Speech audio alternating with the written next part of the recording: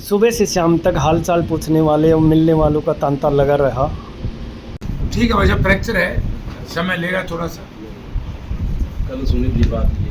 हाँ पीढ़ी के सांड से टकराए जो भाई बच्चों आओ हमारे एनएच युवा चाहता ये दिक्कत है जी। कहते सांड छोड़ दिया तो मैंने तो बता दिया। क्या हो गया था? चोट तो एक्सीडेंट हो गया। सर क्या कहेंगे, जैसे एक्सीडेंट हुआ था चोट बहुत कम लगी है, किन का धन्यवाद करेंगे?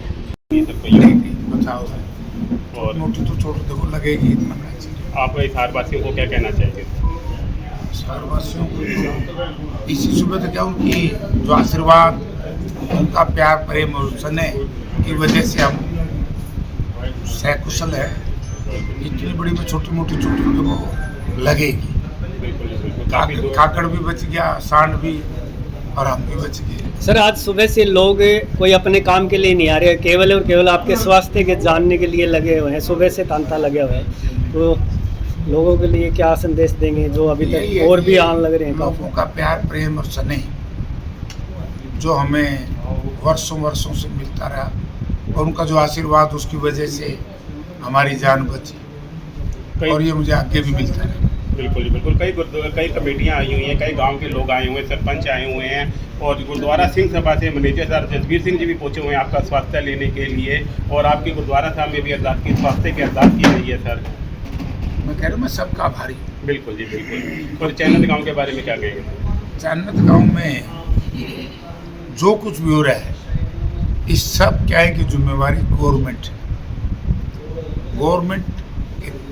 योजनाबद्ध तरीके से इसको खत्म नहीं करना चाहती। कोई इशू नहीं है, क्योंकि जनता का काम है सरकार से मांग करना, और सरकार की जिम्मेवारी है कि जनता की मांग को पूरी करे। इसमें कोई ना तो कानून का है, ना इसमें ये कहने का है इफेंड बट का।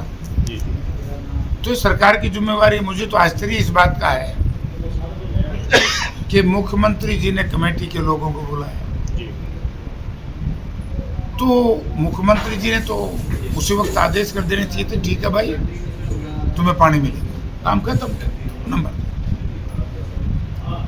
दूसरे नंबर, अगर मुख्यमंत्री जी ये सुलझाना चाहें अब भी, क्योंकि गलतियां तो सरकार से बहुत हुई हैं, लोगों से नहीं हुई, सरकार से हुई।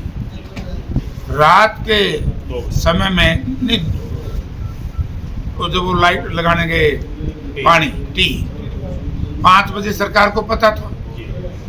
अगर सरकार को नहीं पता था तो सरकार ने इस्तीफा दे देना चाहिए। भाई 15 घंटे तक काम चल रहा है, कोई आंदोलन से संबंधित है, और वहाँ जागरूक नहीं, सचेत नहीं है सरकार। अगर सरकार को पता था तो फिर ये षड्यंत्र क्यों हुआ गाँव वालों के साथ?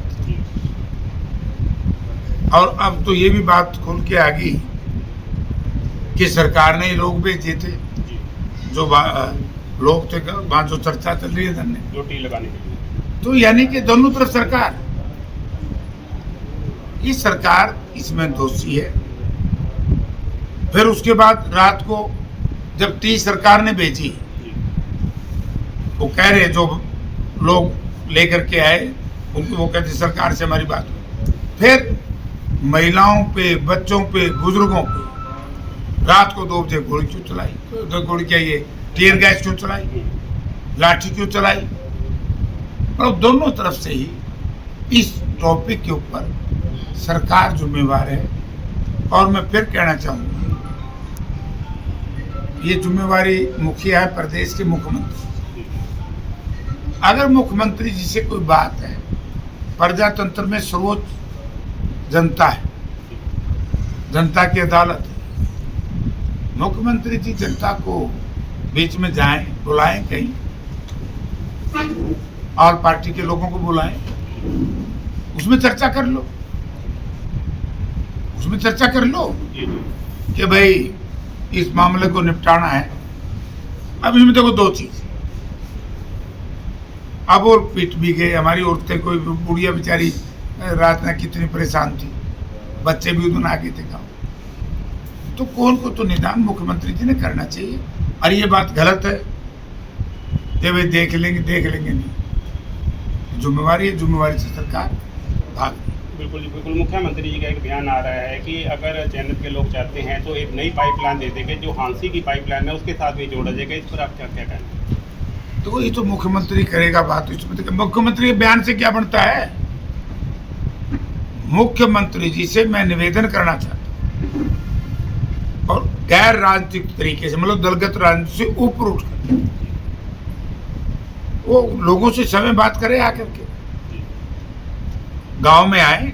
ऐसा नहीं है, वो हमारे मुख्यमंत्री हैं, उनका अनादर होगा, उनका स्वागत होगा। गांव में आए, धरने पे आए, मालिक को कहीं भी आ सकते हैं, या एक बड़ा कोई ऑल पार्टी मीटिंग टाइप, या जो हमारी सामाजिक संस्थाएं हैं, जो सिस्टम हमारा, उसको बुलाएं और मिल बैठ करके बात करें। ये कहने से काम नहीं चलेगा, ऐसे नहीं। जो सर हिसार के साथ 6 लेन का कार्य चल रहा है, इस पर आपका क्या विचार है? जो हिसार बाईपास पे 6 लेन का कार्य चलने का कार्य चल अभी हुआ नहीं है, अभी कोशिश कर रहे हैं। मुझे तो ये भी दस्ता है, पैसे फंड ही नहीं है सरकार, तो आर्थिक तौर से बहुत कमजोर हो गई है। और NHAI का जहाँ तक सवाल है, NHAI की आर्थिक हालत भी कमजोर है। अब पता नहीं मैं स्टेट गवर्नमेंट देगी, वही तो मैं कह रहा हूँ, हमारे से तो बात ही नहीं करते ये। अगर हमसे बात करते, एलिवेटेड वे 2006 में चौधरी भूपेंद्र सिंह हुड्डा ने मंजूर किया था और मैं MP था। आदरणीय सावित्री जिंदल जी उस वक्त MLA थे, मंत्री थे। वो आज तक नहीं बन पाया। PWD मिनिस्टर भी आए, मुख्यमंत्री भी आए, और अब एक ड्रामा रच दिया शहर के लोगों के साथ। ये भी 80 पाइपलाइन पर का काम है, एलिवेटेड वे। उन्होंने हम सड़क चौड़ी कराएंगे। एक कमेटी का गठन कर दिया, उस कमेटी में मैं मेंबर पार्लियामेंट हूँ। मुझे नहीं बुलाया, मेरा नाम ही नहीं डाला, क्योंकि मैं असली उजागर करूँ लोगों के। तो आप लोगों के चैनल के माध्यम से मैं लोकल प्रशासन से या सरकार से पूछना चाहता हूँ, वो सड़कें चौड़ी कैसे करें? ये भी हमने सुझाव दिए थे, मानते नहीं।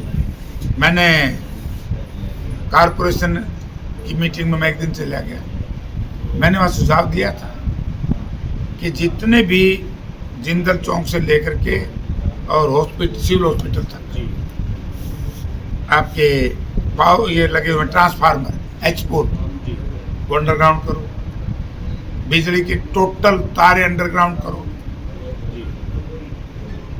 और जो भी सिस्टम है वहाँ जैसे टेलीफोन वगैरह के कुछ तार अगर रह रहे हैं तो वो सारे हटाओ। जब तक वो नहीं हटेंगे ये कैसे बढ़ा देंगे, रोड चौड़ा कैसे करेंगे? और जब हम लोग थे उस वक्त बहुत पैसा यहाँ पर आया था। ये काउंटर मैग्नेट टाउन नहीं सार, इसका रख रखाव का पैसा केंद्र सरकार देती है, और देश में 5 बने थे काउंटर मैग्नेट टाउन, जिसमें एक हिसार था, जयप्रकाश MP। ये तो हमारी स्कीमों को ही पूरा नहीं कर पा रहे। सर हिसार के अंदर एक बस स्टैंड का और एक हवाई अड्डे का, हिसार के अंदर इतनी भीड़ हो गई है, इतनी अतिक्रमण बढ़ रहा है, इस पर जो हिसार के अंदर जो बस स्टैंड है इसको बाहर होना चाहिए, जो हवाई अड्डा, इस पर आपका क्या कहना है? मैं फिर कहूँगा, मैं जब नाम लेता हूँ कांग्रेस का हुड्डा साहब का, कईयों के पेट में मरोड़ उठते। उस वक्त भी हमने फैसला किया था कि हिसार हवाई अड्डा बाईपास पे बन जाए। ये सरकारी जमीन, आप लोगों ने कांग्रेस की छुट्टी कर दी, जनता ने, तो सरकार ने उसको इम्प्लीमेंट किया। जहाँ तक सवाल है हवाई अड्डे का, ये एरोड्रम है, तो मुझे तकलीफ है, आप माफ करना, ये हवाई अड्डा नहीं है, मुझे बड़ी तकलीफ। आप लोगों को भ्रमित किया हुआ है,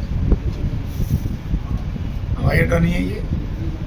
ऐसे ही सिविल हॉस्पिटल में भी कई लोग PGI करने लगते हैं, कमाई कर दीजिए।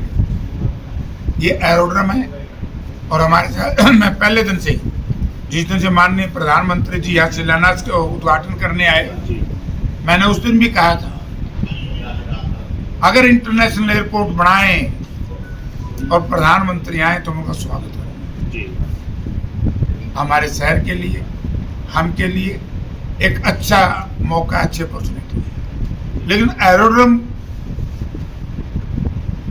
इससे पहले बल्कि बीजेपी के लोगों ने, नेताओं ने माफी मांगनी चाहिए कांग्रेसियों से। जब कांग्रेस गवर्नमेंट से हुड्डा साहब थे, मैंने कागज भी दिखाए थे, 320 एकड़ में डोमेस्टिक एयरपोर्ट हमारा पास था। जी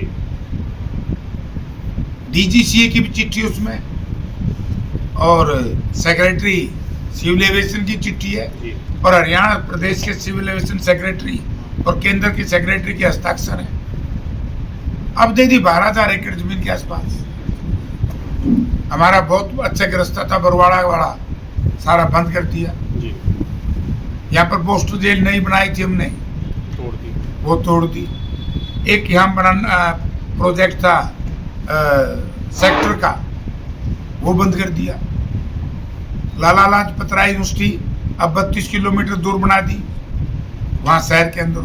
बहुत बड़ा नुकसान किया बीजेपी ने हिसार की जनता को। जी सर, पक्ष के साथ विपक्ष भी बहुत ज़्यादा जरूरी होता है। जनता की एक मांग है कि एक महीने में एक दरबार आप जनता के साथ भी हिसार में रह के लगाएं। मैं तो हर रोज लगाऊं, जमा खुला है, रेस्ट हाउस पब्लिक प्लेस है, मेरा घर नहीं है। यहाँ आपने देखा होगा चारों तरफ दरवाजे खुले हैं, ना यहाँ पुलिस है ना प्रशासन कोई आए। जनता को जहाँ जनता मुझे बुलाना चाहे जी मैं वहाँ आने के लिए तैयार हूँ। गुरुद्वारे में बुला लो, मंदिर में बुला लो, मस्जिद में बुला लो, गिरजाघर में बुला लो, कहीं और स्थान पर बुला लो।